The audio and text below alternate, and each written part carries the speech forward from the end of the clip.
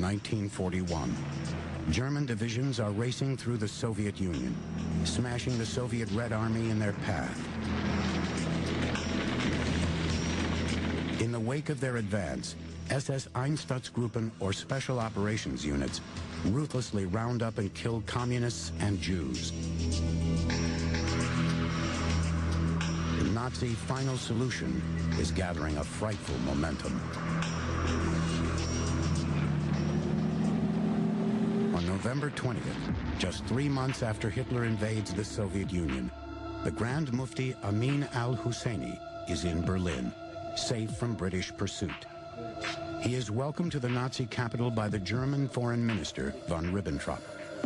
The Mufti failed in Iraq, but he is convinced that a Nazi victory in the war will, in the end, give him everything he wants.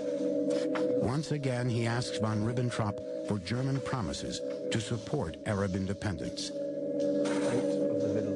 He insists that the Jews of the Middle East are part of a world conspiracy and makes it clear that he fully supports their complete annihilation.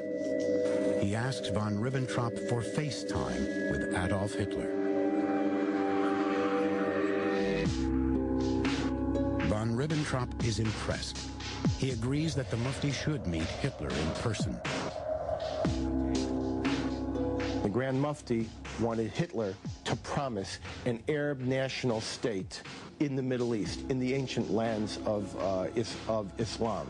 And that's exactly what Hitler was willing to offer them, either quietly or openly, depending upon the nature of the context. 8 days after he is greeted in Berlin by von Ribbentrop, the Grand Mufti has his long sought-after meeting with Adolf Hitler. Hitler explained to him that he would ask every people in the Middle East to deal with their Jews and to solve the Jewish problem. And it was clear what he meant. He meant to organize another Holocaust in the Middle East. With Hitler's blessing, the Grand Mufti is introduced to the chief of the SS, Heinrich Himmler. Himmler, his subordinate Adolf Eichmann, and al-Husseini become close friends. Himmler gives the Mufti the rank of Gruppenführer in the SS, the equivalent of general, and gives Amin and his followers a generous monthly allowance to set up an Arab bureau in Berlin.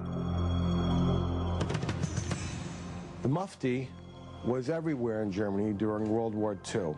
He was parading up and down the street. He was making official visits. He was making embassy visits. He was on Radio Berlin nightly.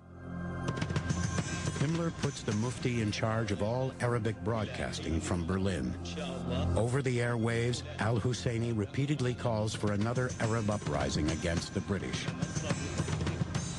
He also rails against the Jews, inciting Arabs to, quote, kill the Jews wherever you find them. In all of his speeches afterwards, he would always explain there are three big enemies: the British, the Americans, and the Jews. He would depict America as the big enemy of the Arabs. The Mufti hated Jews. He hated Zionism. His goal was to destroy the Jews, kill them, before they were allowed to immigrate. In 1943, the Grand Mufti learns of plans by Hungary, Romania, and Bulgaria, countries allied to Germany, to let thousands of Jews leave for the safety of Palestine. Through his influence with Himmler and von Ribbentrop, the Mufti immediately has the programs canceled. Among the planned emigrants are 4,000 children. Their fate in Nazi-controlled Europe is almost certain death.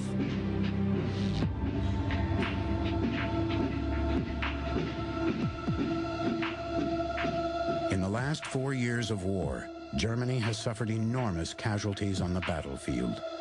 The Reich is desperate for fighting men.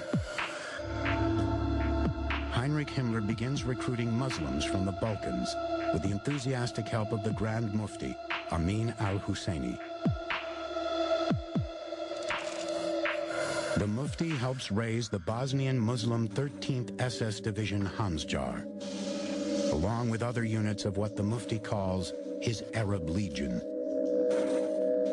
Altogether, the Grand Mufti helps recruit 30,000 men for the Nazi war machine. Ironically, in Nazi racial theory, Arabs are seen as inferior racial stock and not eligible for SS membership. Himmler treats foreign SS units with contempt as second-class citizens. But after an extensive physical exam for the Mufti, he makes an exception. For this, he has Hitler's approval. The personal physician of the Grand Mufti evaluated the Grand Mufti, and he said he is not an Arab. He's a Caucasian, almost an Aryan. So we can expect that he will be a really reliable ally for us.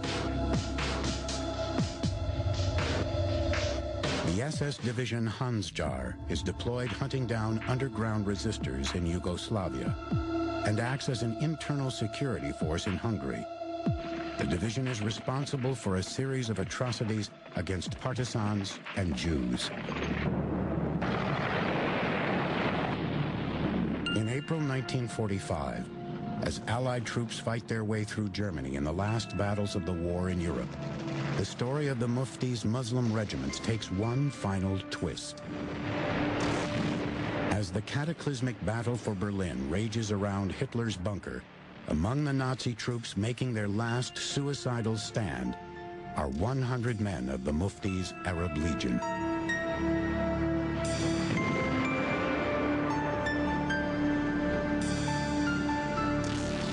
With the Allied victory, the war is over. But the influence of Nazi Germany on the Middle East is far from over.